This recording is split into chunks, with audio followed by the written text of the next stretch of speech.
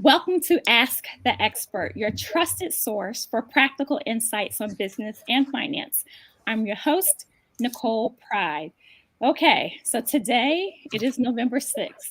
It is the day after the presidential election, and by now you may have had some time to digest the results. And it is true. Donald Trump was elected the 47th president of the United States of America. So, whether you're celebrating or you find yourself shedding a tear, we're here to help keep you focused on your finances. So, today we're going to help you consider how the election results have an impact on your finances. And here to help us make sense of it all is none other than Dr. DeForest B. Soaries Jr. As the founder of this D-Free movement, he is no stranger to most of you. However, if you are here for the first time, you should know that Dr. Soaries is pastor emeritus of First Baptist Church of Lincoln Gardens, where he served over 30 years. And pertinent to today's discussion, Dr. Soaries has been a political activist for his entire life, launching his community work with Jesse Jackson's Push Operation. He's the former Secretary of State of New Jersey and the former chairman of the Federal Election Assistance Commission. So he brings all of that to the discussion today. So, with his wealth of experience and his unique insights, he's going to inform us about how we adjust to this political landscape that we find ourselves in today, but more importantly, how it has implications on our finances. So, glad to have you here, Dr. Soaries. Glad to be here, Mr. Cole. Thanks for what you do week in and week out. You are carrying the torch and connecting expertise to people who need it, and you do it well, and I thank you for it. Thank you. I appreciate that.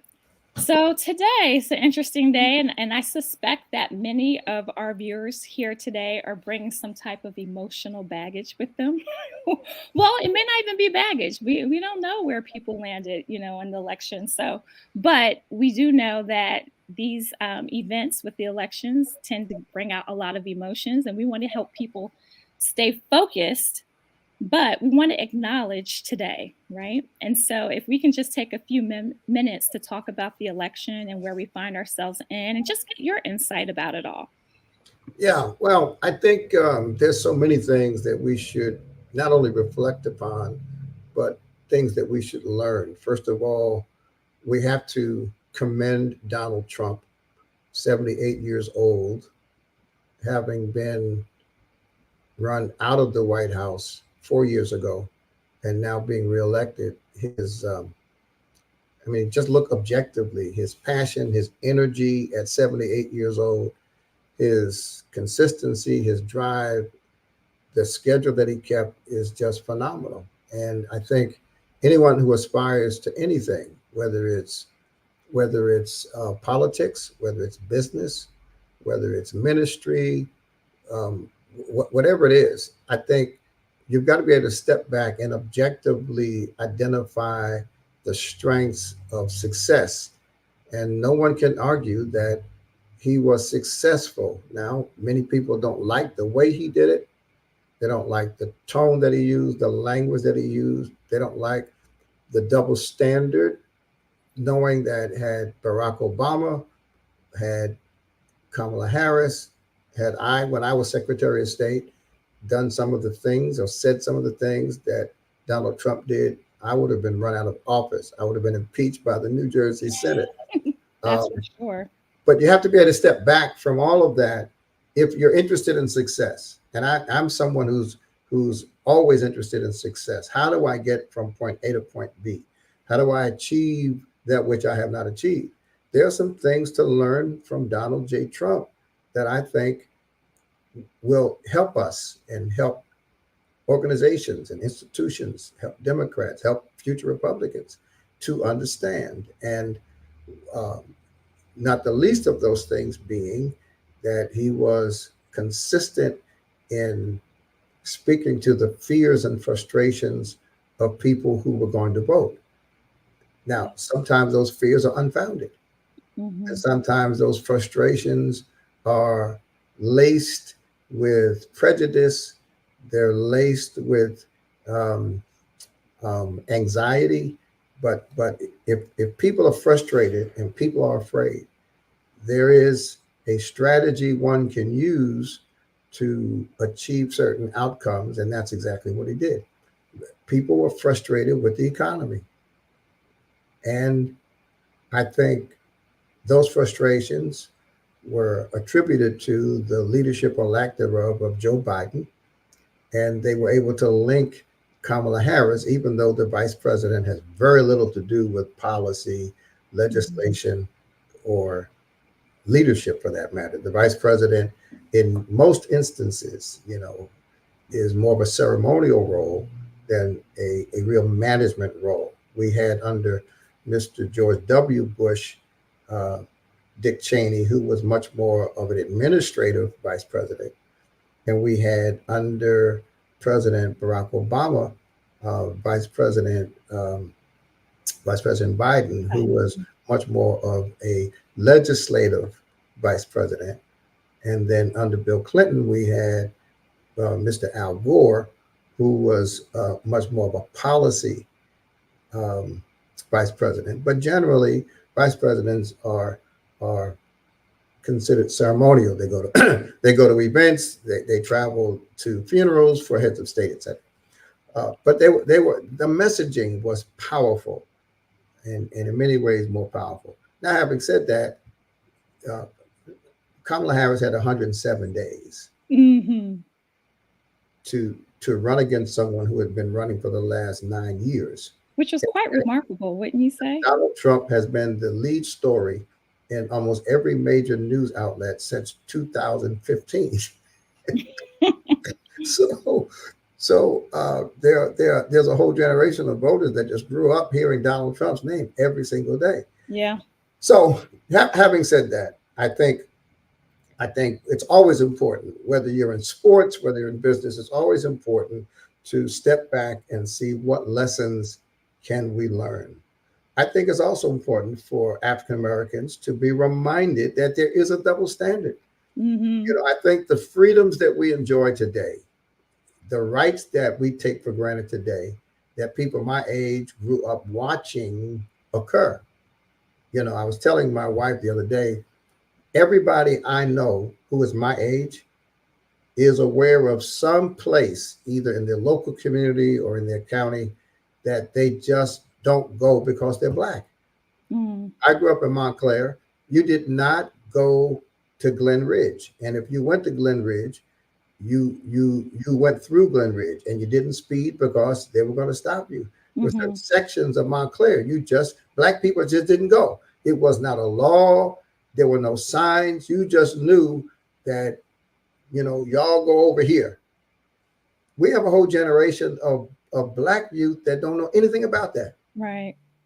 That in there was no restriction in their mind. So I think, having said that, we were also raised to believe that you've got to be better, you've got to be smarter, you've got to get to work earlier, you've got to stay at work later, you've got to be more excellent than excellent. That was a part of Black culture, given the background we had, given the fact that slavery itself was in large measure based on a society that was able to convince itself that people from Africa were not fully human. Mhm.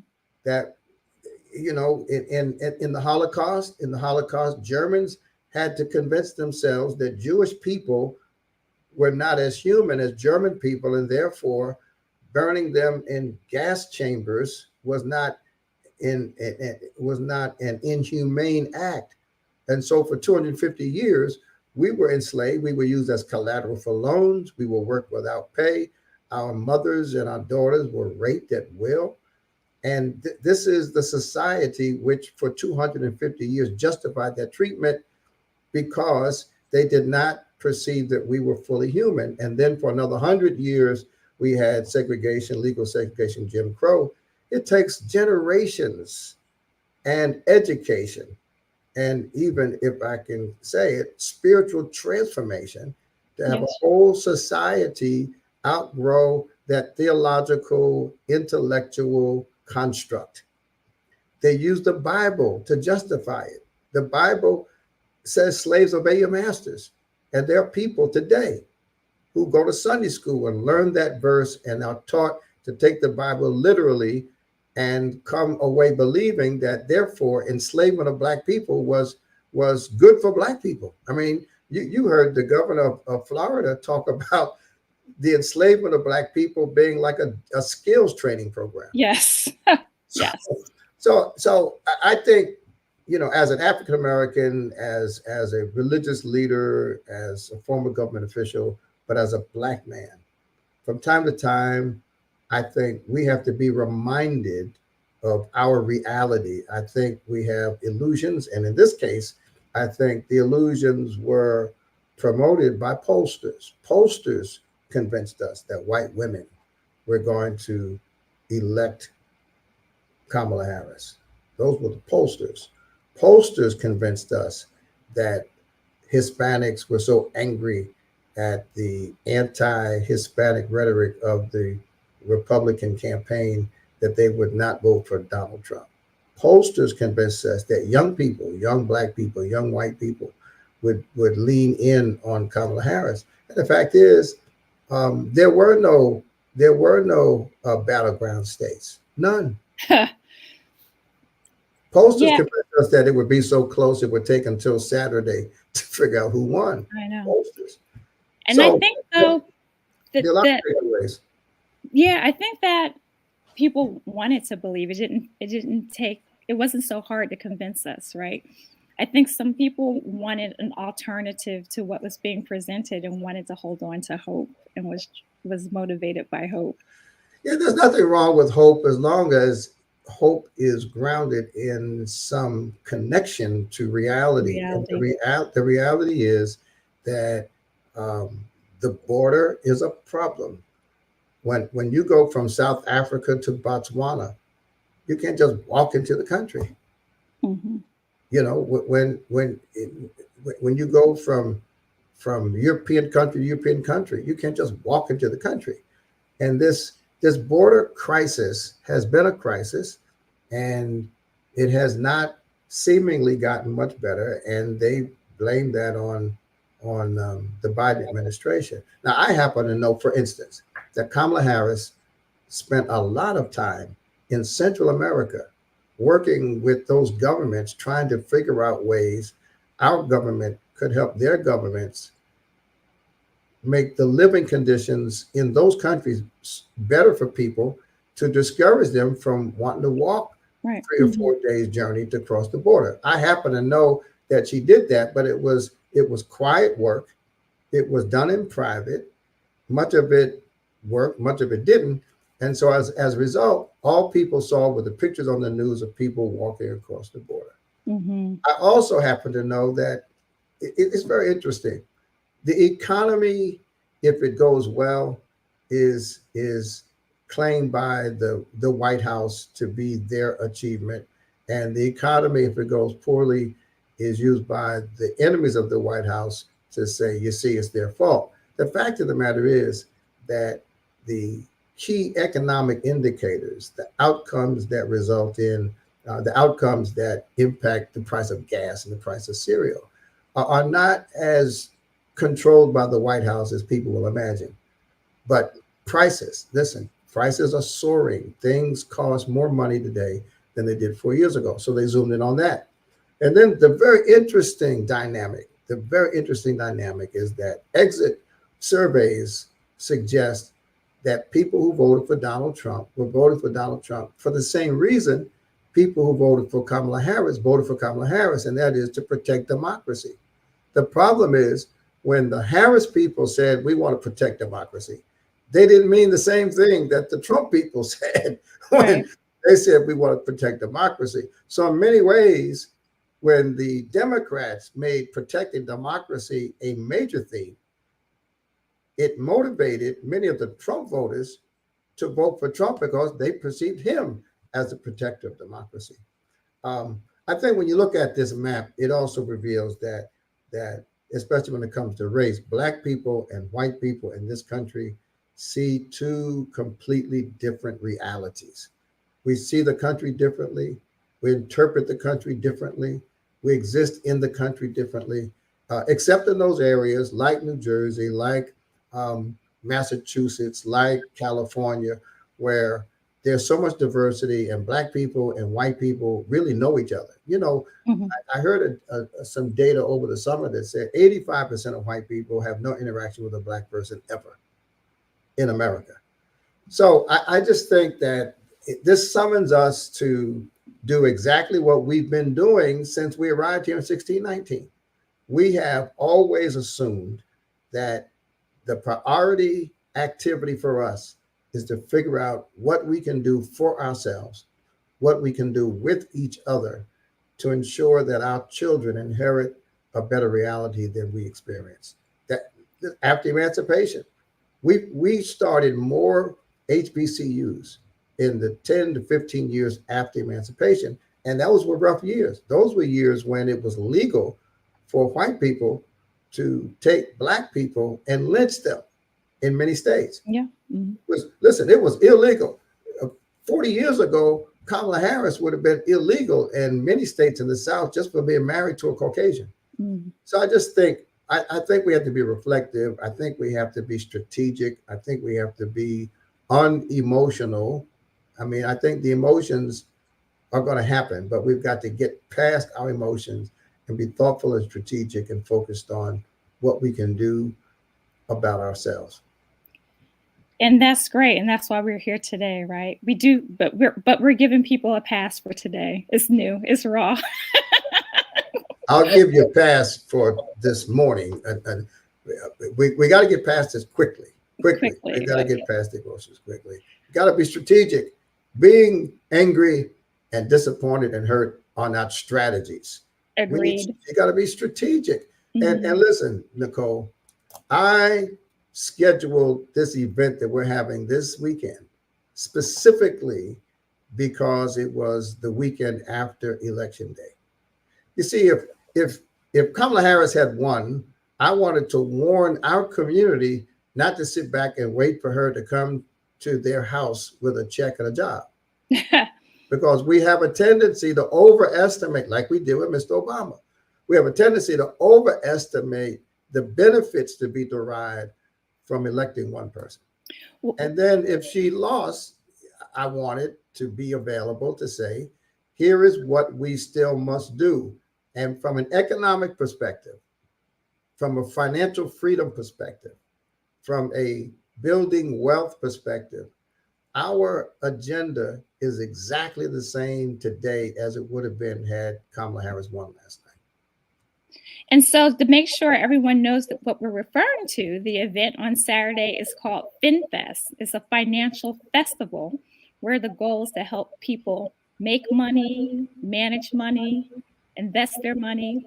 And it is an all day event beginning at 9 a.m. in Long Branch, New Jersey, at Long Branch Middle School, where there are activities throughout the day that will help people learn strategies, get new information, and have a ton of resources to help them reach their financial goals. Now, when we say all day, we mean all day until 3 o'clock. It's not all 9 to 3. day, all day. So all day until 3 o'clock. And in addition to money, our theme is wealth protected by health.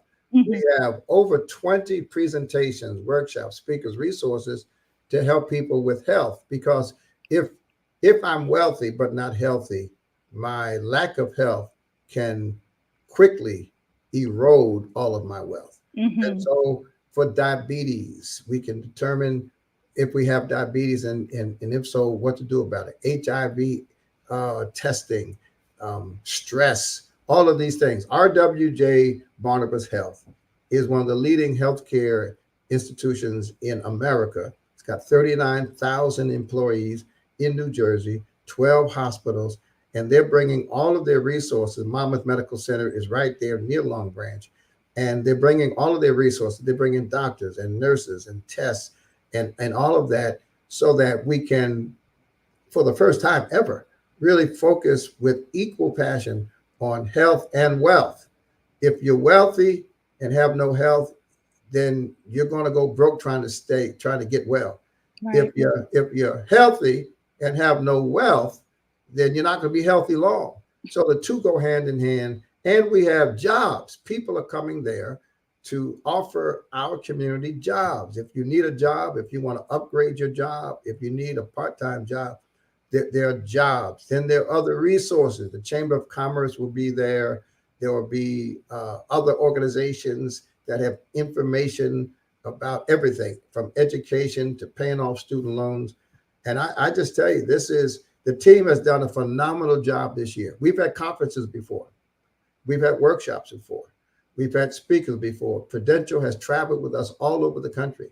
But this is the first time we have this much financial information, this much help for people who are drowning in debt and need a professional resource, this many professionals to talk one-on-one in private with people that need to know more about what to do with their money. This is the first time we've taken over the whole school to have this at First Baptist, but now we've taken over a whole school and it's free, including the food.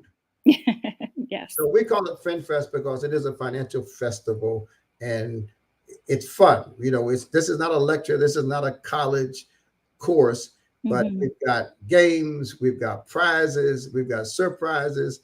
Did I say free food? We got free food. Yes. We've got music. We've got 2 DJs. We've got 1 track for kids and another track for adults, which means kids, you can bring your parents. Parents, you can bring your kids, but you won't be sitting next to each other. Amen. You'll be in different parts of the building, and it's just marvelous.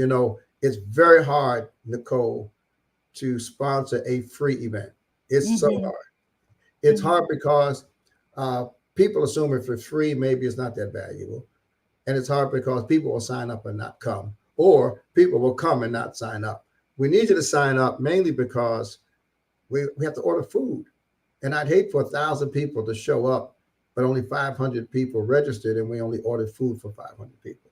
So we need you to sign up. You go there, dfree.com/FinFest. I want to see you there. We'll take pictures. We've got a roving reporter that'll interview you about everything you'd like to say about FinFest. It's sponsored by the D-Free Financial Freedom Movement. And we've been doing this now since 2005. So we've been at this for 19 years, helping our community close the financial wealth gap one family at a time. That's excellent. So I know you don't have much time left to speak with us today, but what would you say to the family that we are appealing to? We're appealing to the whole family, right? So there's something for everyone, a senior all the way down to students. As you mentioned, there's a youth track. What is it that you hope that they take away from the day? After having attended the event, what do you want them to have said about the event? Yeah, Nicole, as long as I was your pastor, my theme was faith in action.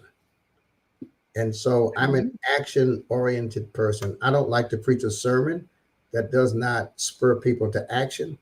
I don't like to have a meeting that doesn't end without people committing to action.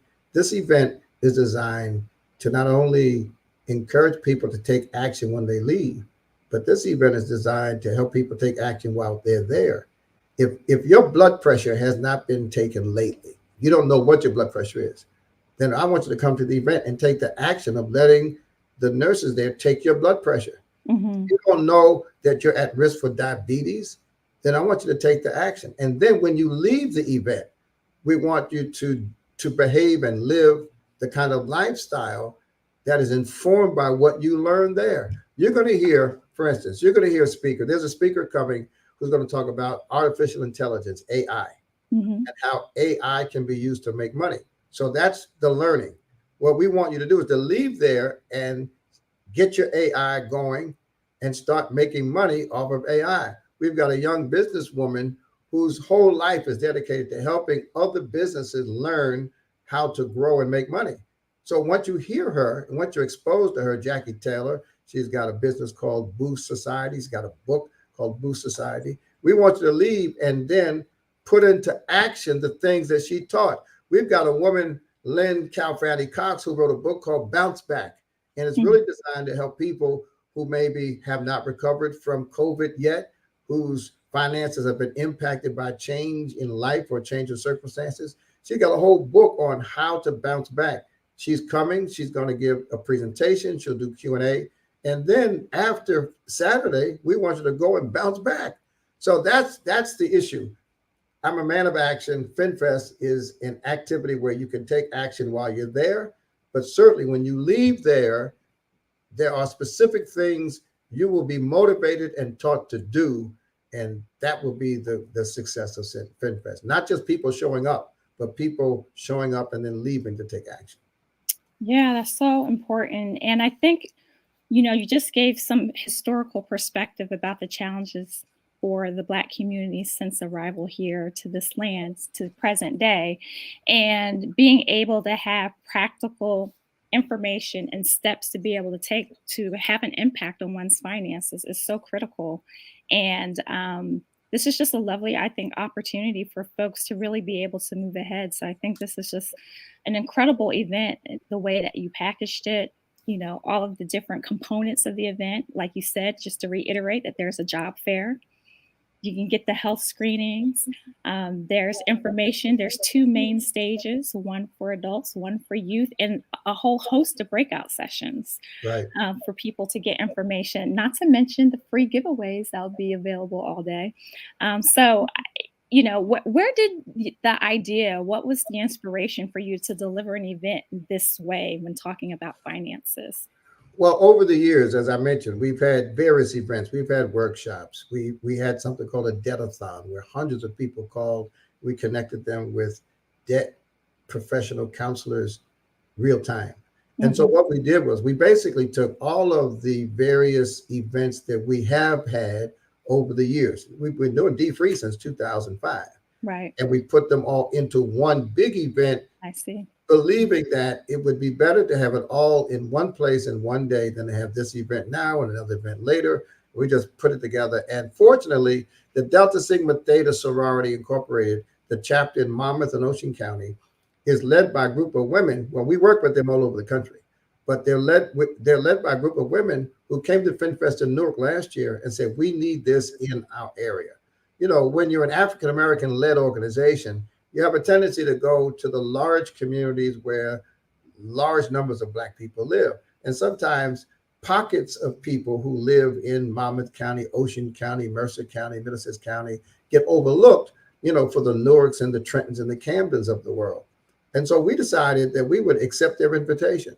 So this event is really being led by the Delta Sigma Theta Sorority Incorporated in Monmouth and Ocean counties. We've got a national leader from the Deltas coming in. She's the head of their Economic Development Committee. She's coming in with her husband to be our special guest because of our longstanding partnership.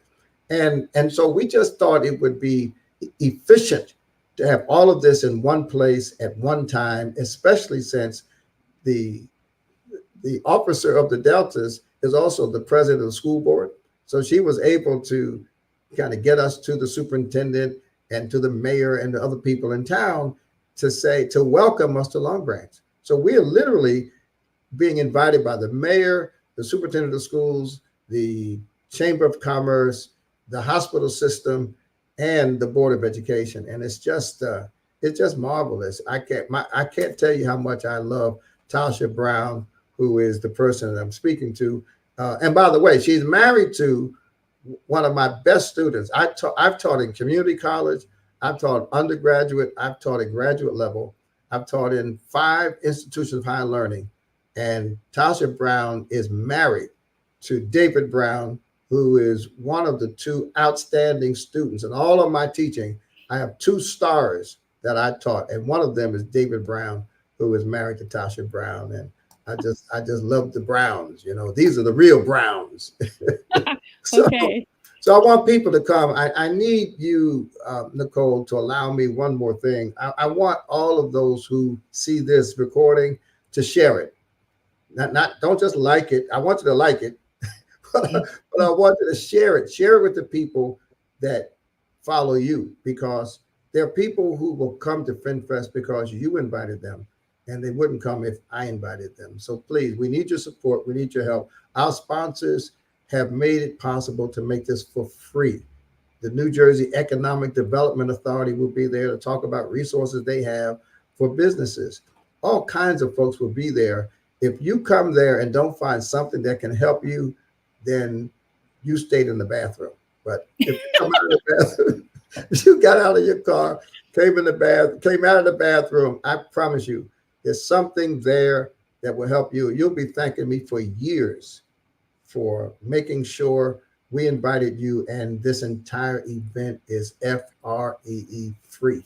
So listen, Nicole, thank you. Are you coming, by the way? You I are. am coming. I'm there, and I hope to do some interviews with some folks while I'm there. And then also, we should mention not only is Prudential a sponsor of Ask the Expert, but Prudential is a sponsor for FinFest and will have a role at FinFest as well. Everything we do, Prudential is a part of it, and they want to be a part of it. You know, when we started D Free about 5 or 6 years in, Prudential called me and said, "We love the work that you're doing. How can we help?" First time that's ever happened. Usually, you have to chase people and beg them and write proposals. And I'm telling you, Prudential called us. That was in 2011, and every single year, the head of the Prudential Foundation will be there with us. Shanae Harris, Portia Fields is coming in. They have an initiative now called Blueprints to Black Wealth. And yeah, they've just been a great partner, and they support us. The main thing Prudential does, by the way, is they have their advisors for free sit down with our people one-on-one, because most Black people don't get financial advice from professionals. We get it from beauticians, we get it from barbershops. we get our professional advice from TikTok, but we need advice from people who are licensed to give advice. I saw someone asking, can we do this in Palm Beach, Florida? Yeah. We'd be happy to come to Palm Beach. I'll be in Palm Beach, Florida, West Palm Beach in a couple of weeks. But it takes local leadership. D3 is not really a membership organization. We work in service to other organizations. So we're not trying to build our own constituency. We work with churches, with fraternities, sororities, companies, and you bring the people, we'll bring the programming, and we'll do it for free. We don't charge people for training. I don't charge people for speaking. And we do that because we believe Black people need to defy the odds. I'm going to be talking about this myself on Saturday. There's a study that came out and said that if nothing changes in Black America, if things just keep going the way they're going, by the year 2053, the average net worth of a Black person in this country is zero. Zero.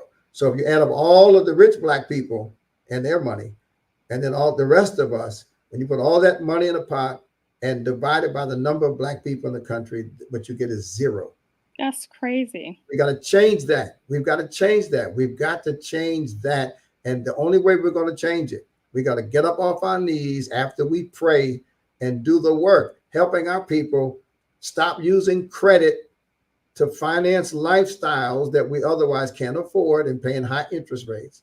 Stop paying late fees because we're so disorganized that we can't pay our bills on time, and stop living above our means, which means that sometimes we have to learn how to make more money. That's what D3 does. D3 includes helping people identify what they have that can increase their income. So then the freedom comes when we can put deposits in our own accounts.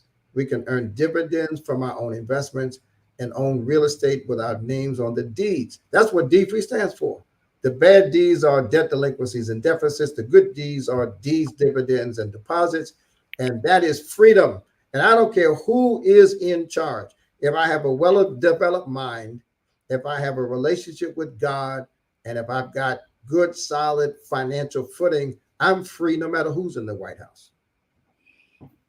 So we have to go just to hear your presentation, because that was depressing. That was alarming about the stat, and I just wonder too, where does Black businesses fit within all of that? For people who have first of all, small businesses create more jobs in this country than major corporations or government. We have a whole track for small businesses at FinFest. We've got speakers for small businesses. We have a book, D Free, for entrepreneurs. Right. And many of us are going to have to do our own. We had a member of our church, you know her name, who was laid off by a big company, but she wasn't ready to retire. She and her husband got together and bought a flower shop Right. and is now retired. She became a small business owner. I'm a small business owner. I'm retired from my job. I own a business.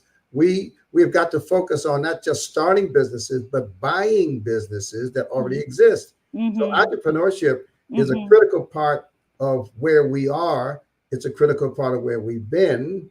You know, in 1921 in Tulsa, Oklahoma, racism burned down Black Wall Street, but there was a Black Wall Street. In 14 years, entrepreneurship in Tulsa became so exciting and so successful, it made the racists angry and they burned it down. Right. Yeah. So entrepreneurship has always been foundational to our economic strategy. We've got to get back to that, and D Free will contribute to your efforts to be a good business person. Excellent. Thank you for that. All right. That was exciting. So right now, go to dfree.com/FinFest to register. And again, you're not paying for anything. We just want to plan to make sure that we have all of the wonderful resources available for you, like food, like giveaways, and all the other treats that our sponsors will have to give out as well. So again, register today. We would love to have you. It's my understanding too that we even have a little room if you come out on the day of that will still accept registrations, but we really need you to do it the day of to make sure that we have enough food for you. So thank you for stopping by today, giving us your insight and wisdom. And I know you stretched a few of us about looking at what we can learn from Trump's campaign there, being objective. So thank you for helping us to get out of our emotions and look at what we can do to become better people. Thank you. So that concludes our episode of Ask the Expert. We'll see you next week, same time, same place. Thanks, Nicole. God bless.